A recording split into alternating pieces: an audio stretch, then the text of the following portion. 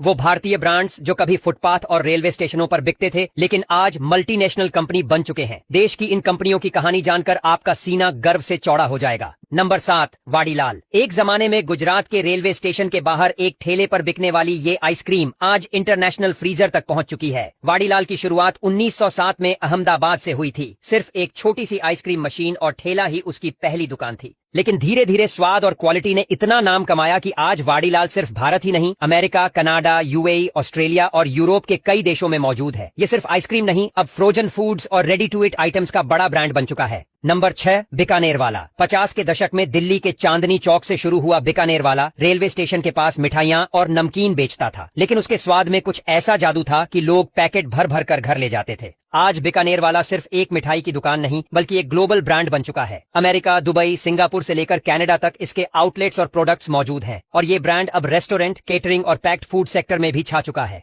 Number 5, Haldiram's. Bikaner की गलियों से निकला एक छोटा सा नमकीन ब्रांड जो नागपुर, कोलकाता और दिल्ली की ट्रेनों में चलते चलते आज पूरी दुनिया में फैल गया है। हल्दीराम्स की शुरुआत 1937 में हुई थी और उस वक्त बस सेव और भुजिया बेची जाती थी, लेकिन धीरे धीरे इस ब्रांड ने मिठाइयों से लेकर स्नैक्स और फिर रेडी टू ईट मील्स तक का साम्राज्य खड़ा कर लिया।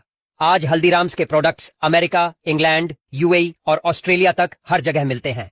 नंबर 4, डाबर। 1884 में एक वैद्य जी ने कोलकाता की गलियों में एक छोटी सी आयुर्वेदिक दवा की दुकान शुरू की थी। वही दुकान आगे चलकर बन गई डाबर। शुरू में स्टेशन पर लोग इनसे हाजमे की गोली या च्यवनप्राश खरीदते थे, लेकिन अब डाबर एक मल्टीनेशनल एफएमसीजी ब्रांड बन चुका है। इसके juice, herbal toothpaste, hair oils और हेल्थ सप्लीमेंट्स दुनिया भर में बिकते हैं। डाबर ने आयुर्वेद को ग्लोबल बना दिया और रेलवे स्टेशन से शुरू हुआ ये ब्रांड आज सुपरमार्केट की शान बन चुका है। Number 3, Britannia. बंगाल की एक बेकरी से शुरू हुआ ब्रिटानिया रेलवे के कैंटीन और स्टेशनों पर बिस्किट बेचने के लिए फेमस था। Tutti frutti, Good Day, Marie biscuit, ये नाम लोगों के सफर का हिस्सा बन गए थे। आज ब्रिटानिया भारत का ही नहीं बल्कि पूरे वर्ल्ड का एक बड़ा फूड ब्रांड है। इसके डेयरी प्रोडक्ट्स, बेकरी आइटम्स और स्नैक्स दुनिया भर में बिकते हैं। भारत का ये छोटा सा बिस्किट ब्रांड आज एक मल्टीनेशनल फूड कंपनी बन चुका है। नंबर 2, हैवेल्स।